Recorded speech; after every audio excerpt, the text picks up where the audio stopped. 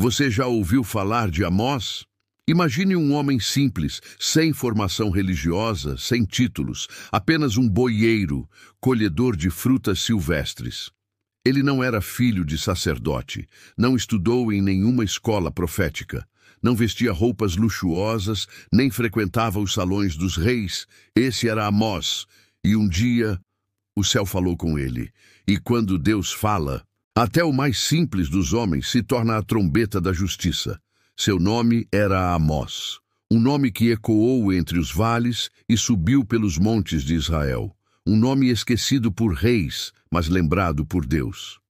Nesta jornada, você conhecerá a história do homem que foi tirado das pastagens e colocado diante de uma nação inteira. O homem que anunciou o juízo de Deus e que ninguém quis ouvir. Prepare-se, porque esta não é apenas uma história antiga, é um alerta eterno. Amós vivia em Tecoa, uma vila localizada no sul de Judá, a cerca de 10 quilômetros ao sul de Belém. Era uma terra árida, de rebanhos dispersos e figueiras bravas. Os dias eram duros.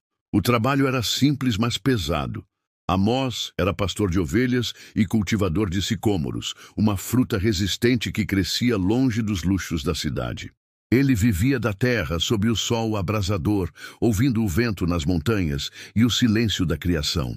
Ali, onde ninguém o via, Deus o observava. Um dia, enquanto cuidava dos seus rebanhos, o Senhor o chamou, não com relâmpagos, não com trovões, mas com uma palavra firme e inegável. O Senhor me tomou e me disse: vai e profetiza ao meu povo em Israel. Amós 7:15. Amós não pediu por isso, não buscou isso. Mas quando Deus chama, o coração treme e obedece. Ele deixou sua terra, seus animais, sua rotina e caminhou rumo ao norte, para o reino de Israel. Ele sabia que sua missão seria difícil, mas não hesitou, porque quando Deus envia, ele sustenta.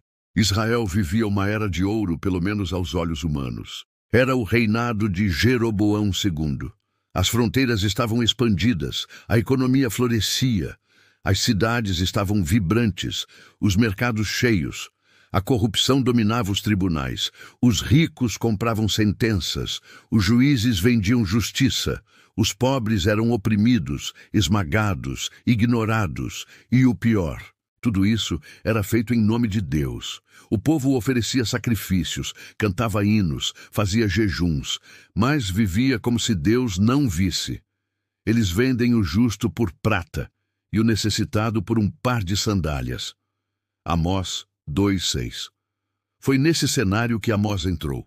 Um homem simples, do sul, agora diante de uma nação enganada por sua própria religiosidade. Ele viu o contraste, sentiu a dor, ouviu a ordem de Deus, fala, grita, denuncia. E Amós começou a falar. Sua profecia começa com sabedoria estratégica. Amós denuncia as nações ao redor: Damasco, Gaza, Tiro, Edom, Amon, Moabe. Cada uma é condenada por sua crueldade, traição, violência.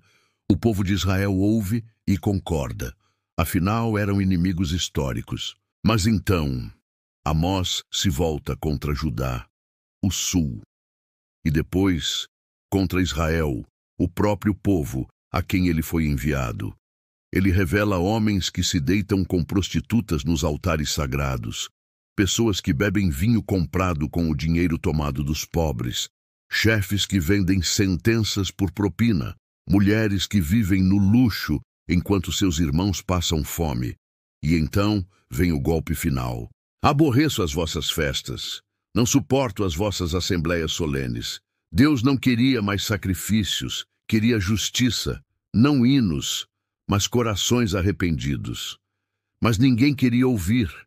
Você já parou para pensar como é difícil ser aquela única voz que vai contra a corrente?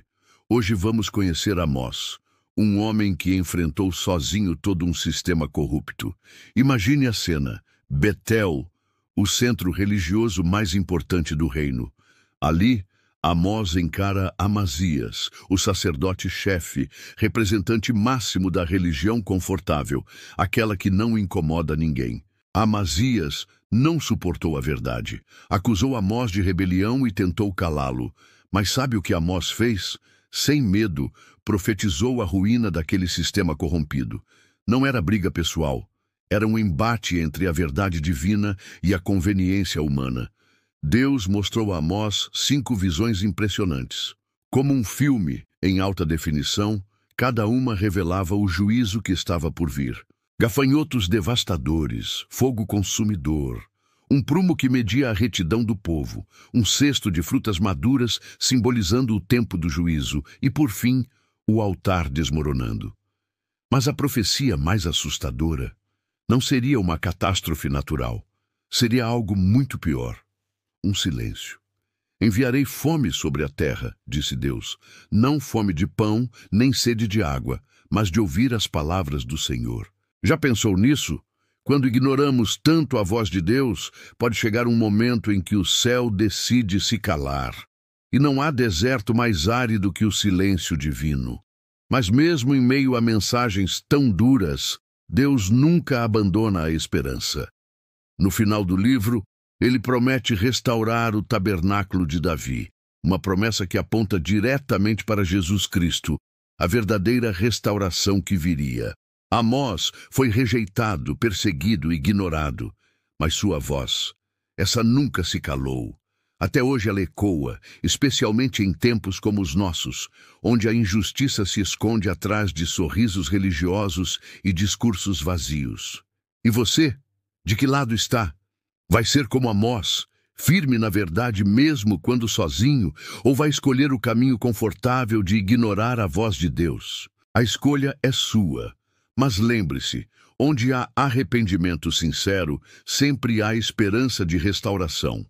Se essa mensagem tocou seu coração, não deixe de se inscrever no canal e ativar o sininho.